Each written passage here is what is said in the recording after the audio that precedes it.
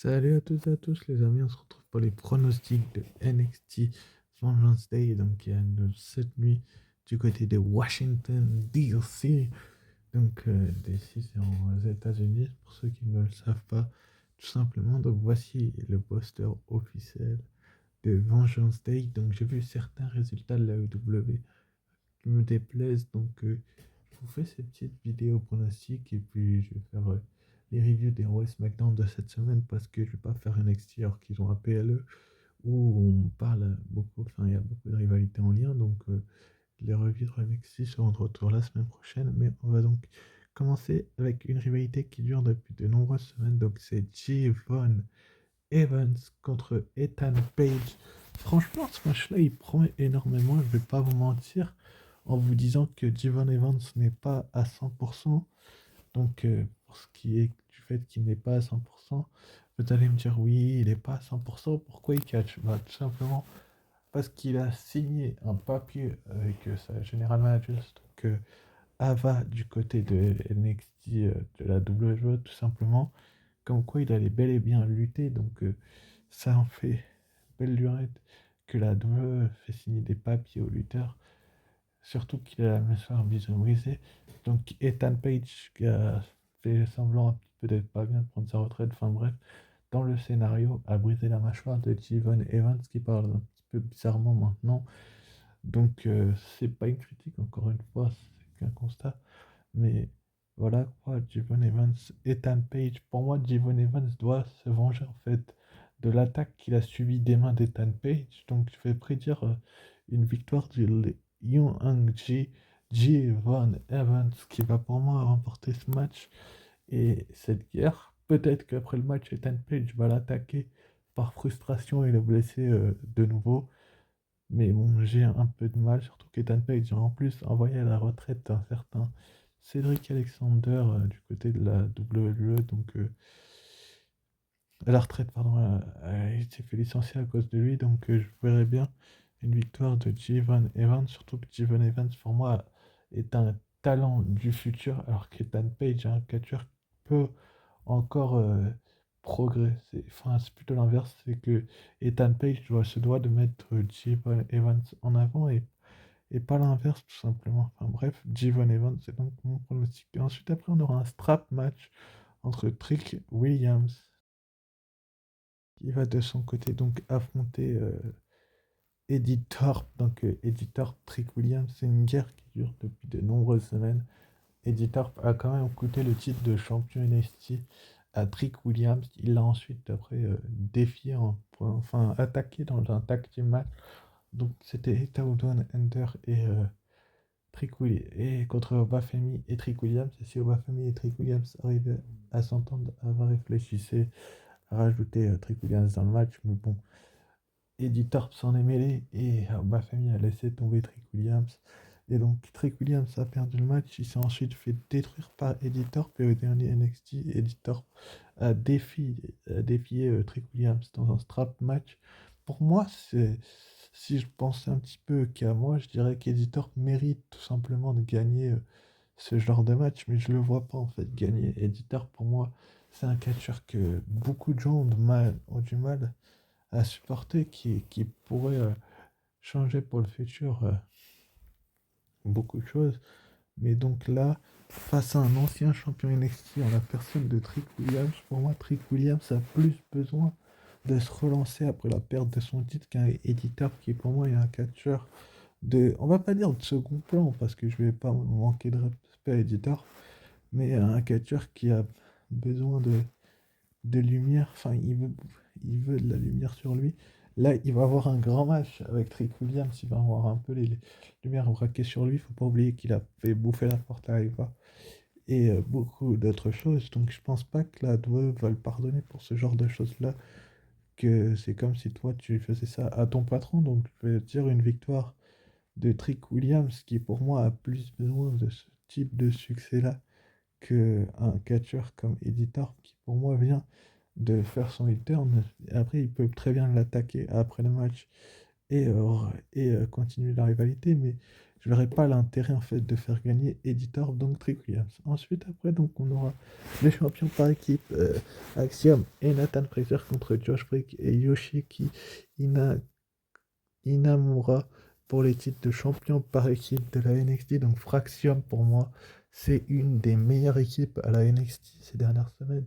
Ces derniers mois, ils ont affronté des talents, mais franchement, si on, je vous dis les noms que Fraxium ont battu Josh Briggs et Inamura, qui sont une jeune équipe et qui vient à peine de se créer, s'en remettre à pas, je pense.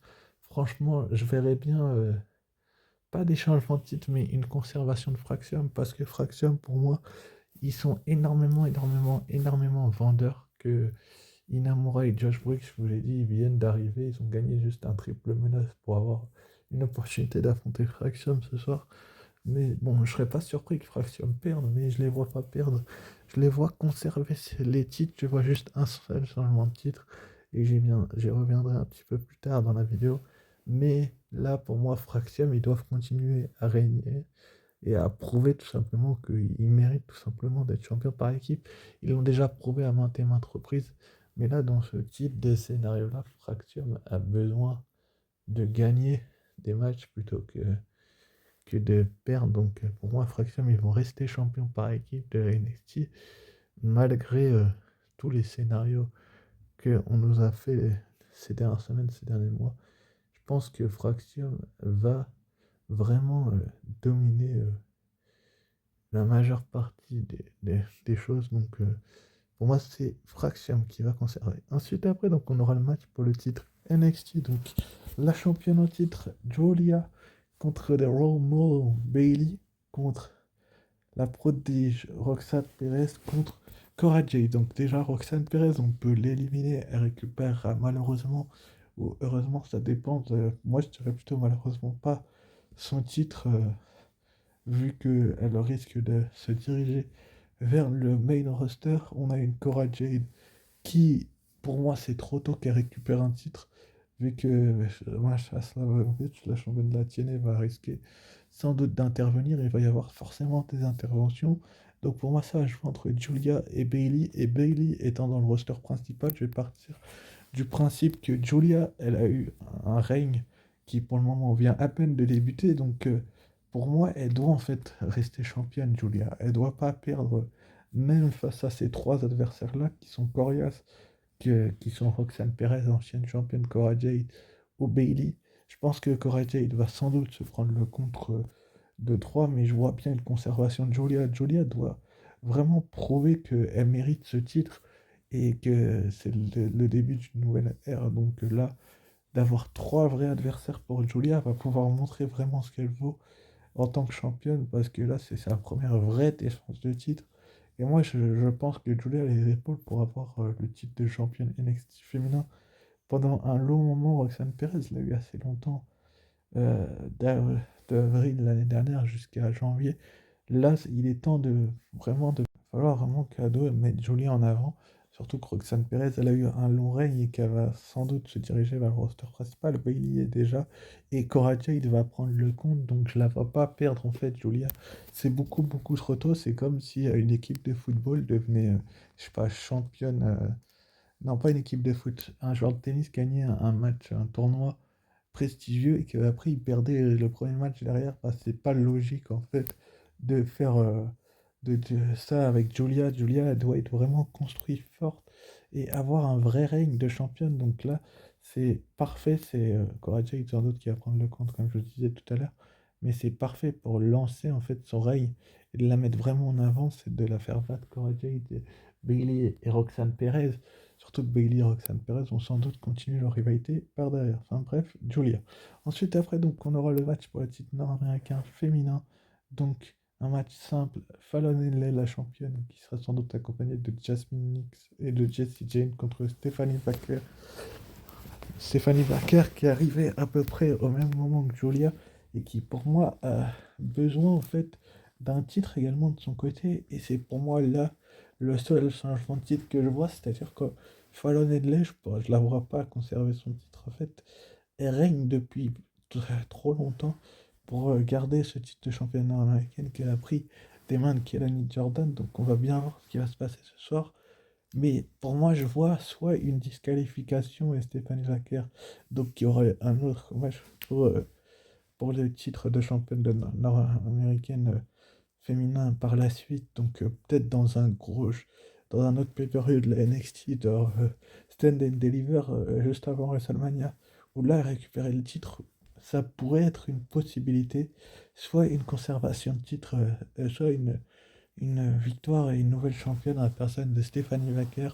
J'opterais pour la première option que je vous ai dit. J'ai du mal en fait à me dire que Stéphanie Vaquer va remporter le titre. Donc, allez, on va quand même dire Stéphanie Vaquer, mais j'ai du mal à la voir gagner le titre. Si elle le gagne, tant mieux pour elle.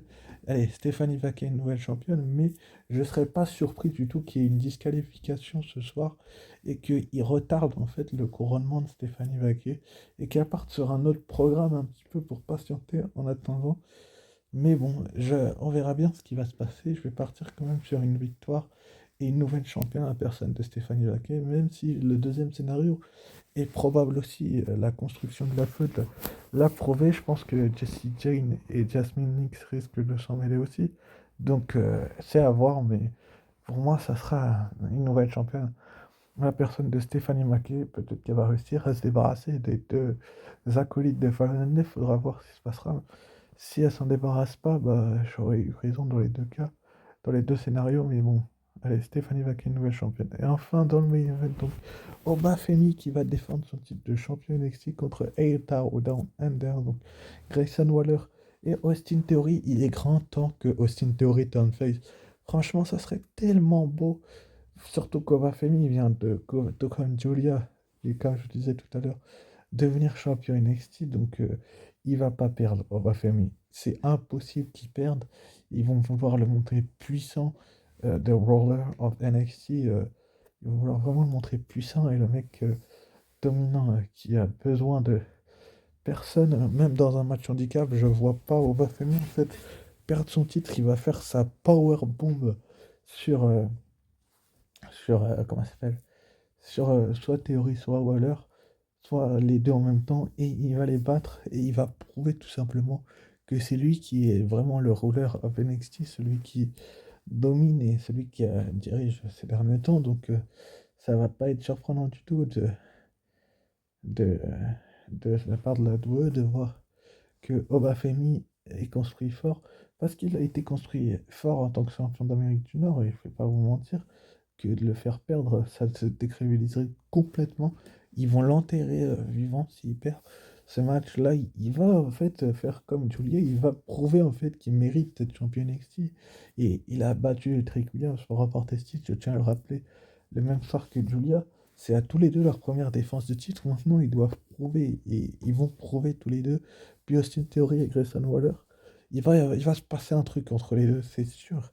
Et certains, ils vont s'embrouiller au moment où Bafemi sera KO et un peu hors d'état de combattre. Donc, et là, un des deux va se retourner contre l'autre, sans doute Theory sur Waller. Et c'est comme ça que ça va les emmener à leur perte. Donc pour moi, c'est une victoire d'Obafemi. Donc n'hésitez pas à liker, commenter, partager et vous abonner si ce n'est pas déjà fait. Et sur ce, bah, je vous dis ciao, bye et à très vite.